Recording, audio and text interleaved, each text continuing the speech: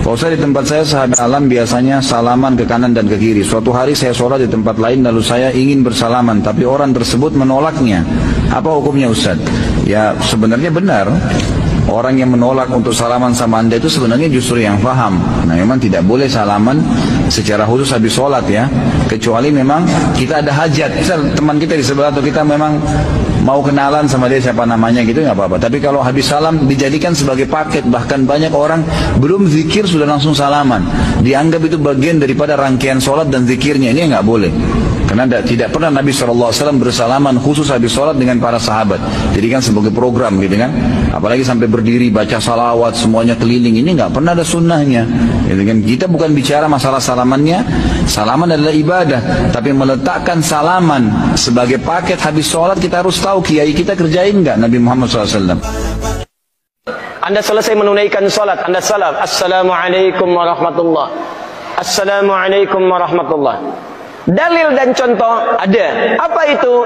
Begitu selesai Quran surah keempat ayat 103. Fa idza qadaytumus salata fadhkurullaha. Maka jika Anda tuntas mengerjakan salat, berzikirlah kepada Allah. Hadis Muslim hadis 593. Astaghfirullah, astaghfirullah, astaghfirullah.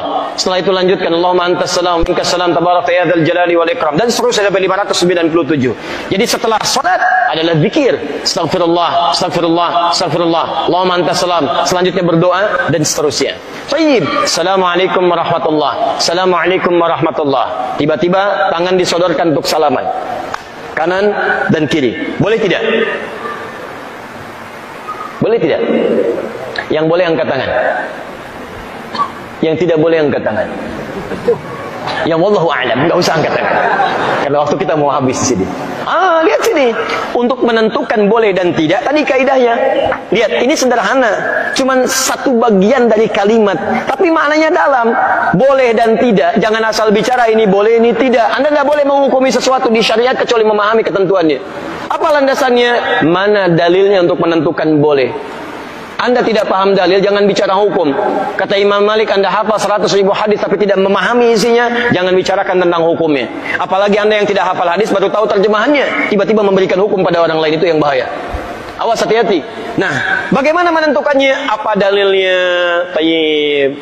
Hadis riwayat At-Tirmidzi menyampaikan dari Nabi SAW, "Ma min muslimaini yaltaqiyani fayatasafahani illa ghufira lahuma qabla an yatafarraqa." Tidaklah dua orang muslim bertemu dimanapun kapanpun. Catat kalimat itu. Dimanapun kapanpun. Mau di dalam masjid, mau di luar masjid, mau di kantor, mau di rumah, kapanpun dalam kondisi yang dibenarkan. Mau setelah sholat, mau di luar sholat, yang dibenarkan. Karena di dalam sholat gak mungkin Allahu Akbar, Allahu Akbar. Mustahil. Dalam kondisi yang dibenarkan. Ba'da salat, Assalamualaikum, Assalamualaikum. Di luar masjid, fayatasafahani, tiba-tiba keduanya bersalaman. Salaman. Ghufira lahuma qabla an yatafarraqa. Maka diampuni dosa-dosa yang pernah melekat pada keduanya. Pada keduanya. Ini pernah membicarakan keburukan pada orang ini pernah berprasangka yang tidak baik, tiba-tiba salaman. Tapi salamannya menggunakan tasafah. Dari kata safaha, sesuatu yang lapang hatinya. Jadi ketika bersalaman itu ada kelapangan dalam hati. Masya Allah, salaman. Maafkan Pak ya, kalau selama ini ada yang khilaf, saya juga sama. Jadi lapang suasana hati. Itu begitu belum lepas ini, digugurkan dosa-dosa yang pernah melekat di antara keduanya. Ingat kalimat itu tajam, bukan salaman biasa. Kalau cuman begini, satu nengok ke barat, satu ke timur, masyriq wal maghrib, nambah dosa. Apa kabar? Baik. Satu dosa, yang ini dosa. Jadi begitu Anda salaman, saya tasafahani, lapang hati, ghufira lahum qabla an yatafarraqa, turun ampunan Allah pada keduanya sebelum dia berpisah. Begitu berpisah, sudah tidak membawa dosa di antara keduanya. Tayyib. Sekarang persoalannya, Assalamualaikum warahmatullah. Assalamualaikum warahmatullah. Tiba-tiba salaman. Tek kanan, tek kiri. Dalilnya ada yang tadi. Karena hadis tadi tidak membatasi. Mau ba'da salat, mau di luar masjid, mau jadi dari salat, yang penting salaman. Boleh tidak? Boleh kalau bicara dalil itu boleh. Cuman persoalannya contoh tidak ada. Kaidah mengatakan kalau tidak ada contoh, ya tidak ada masalah. Yang penting ada dalil. Karena patokannya dalil ada. Karena tidak setiap kesempatan Nabi mencontohkan itu. Dalilnya ada. Tapi kaidah mengatakan kalau dalil plus contoh bertemu dalil tanpa contoh, maka dahulukan dalil plus contoh dan akhirkan dalil tanpa contoh. Paham? Di begitu Assalamualaikum warahmatullahi. Assalamualaikum warahmatullahi. Anda zikir terlebih dahulu. Astaghfirullah, astaghfirullah, astaghfirullah. Allahumma antas salam, minkas salam, tabarakta ya dzal jalali dan ikram. Selesai. Assalamualaikum akhi. Assalamualaikum akhi. Masyaallah, taqabbalallahu minna wa minkum. Assalamualaikum. Makanya Nabi selesai salat, beliau bersalaman. Sahabat mengejarnya. Ada Anas mengejar Nabi, dan sebagian mengejar Nabi, salaman mengejar Nabi SAW. Hadisnya sahih, bahkan di Al-Bukhari. Paham ya? Jadi tidak ada masalah teman-teman sekalian, tapi kita paham fikih prioritas. Kecuali ada orang yang belum paham, tiba-tiba Anda sedang berzikir, astagfirullah, astagfirullah, tiba-tiba tangannya begini kepada Anda. Anda sedang berzikir, tangan sahabat Anda diulurkan kepada Anda seperti ini. Assalamualaikum. Mana hukumnya? Menjawab dulu salaman atau Anda kemudian meneruskan zikir Anda? Assalamualaikum. Astagfirullah. Hati-hati. Setiap penghormatan pada seseorang, maka kaidahnya menjawab penghormatan itu wajib hukumnya, didahulukan dibandingkan meneruskan sunnah yang dilakukan. Menyampaikan salam sunnah, menjawab salam wajib hukumnya.